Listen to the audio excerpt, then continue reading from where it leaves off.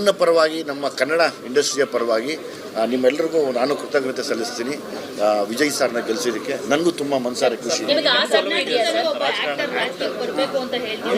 ಒಂದಷ್ಟು ನೇಮ್ಸ್ಗಳು ಬರ್ತಾ ಇದೆ, ನಿಮ್ದು ಉಪೇಂದ್ರ ಸರ್ದು ಸರ್ದು ಎಲ್ಲರದು ಬರ್ತಿದೆ. ಸೊ ಏನು ಹೇಳ್ತೀರಿ ಇದ್ರ ಬಗ್ಗೆ? ಜನರ ಎಕ್ಸ್ಪೆಕ್ಟೇಷನ್ಸ್ ಇದೆ, ನಿರೀಕ್ಷೆ ಇದೆ ನಿಮ್ಗಳ ಬಗ್ಗೆ. ಒಂದಂತೂ ಬೇಕು, ಬದಲಾವಣೆ ಬೇಕು. ಆ ಬದಲಾವಣೆಗೆ ಯಾರ್ಯಾರು ಅರ್ಹರಾಗ್ತಾರೋ ಅವರೆಲ್ಲ ಬರ್ಬೋದು. ಇವತ್ತು ಅದೇ ತಮಿಳ್ನಾಡಲ್ಲಿ ನಡೆದಿರೋದು. ಅಂದರೆ ಯಾವಾಗಲೂ ನೋಡಿ, ಯಾವತ್ತೂ ಎರಡೇ ಪಕ್ಷ ಇದೆ ಅಂತ ನಾವು ಚೆನ್ನೈಯಲ್ಲಿ ಯೋಚನೆ ಮಾಡ್ತಾ ಇದ್ವಿ. ಅಲ್ಲ, ಮೂರನೇ ಇನ್ನೊಂದು ಹೊಸ ಪಕ್ಷ ಹುಟ್ಕೋತು. ಈ ಬದಲಾವಣೆಗೆ ಜೆನ್ಸಿಗಳು ತುಂಬ ಕಾರಣಕರ್ತರಾಗ್ತಾರೆ. ಅಂದರೆ ಇವತ್ತು ನಮ್ಮಲ್ಲೂ ಆಗ್ಬೋದು, ಎರಡು ಪಕ್ಷ ಇದೆ ಅಂತ ಇಟ್ಕೊಳ್ಳೋಣ, 2-3 ಪಕ್ಷ. ಆದರೆ ಒಂದು ಜೆನ್ಸಿಗಳು ತುಂಬ ಅಬ್ಸರ್ವ್ ಮಾಡ್ತಾ ಇದ್ದಾರೆ. ಅವರು ಮನಸ್ಸು ಮಾಡಿದ್ರೆ ಒಂದು ರೆವಲ್ಯೂಷನ್ ಮಾಡ್ತಾರೆ.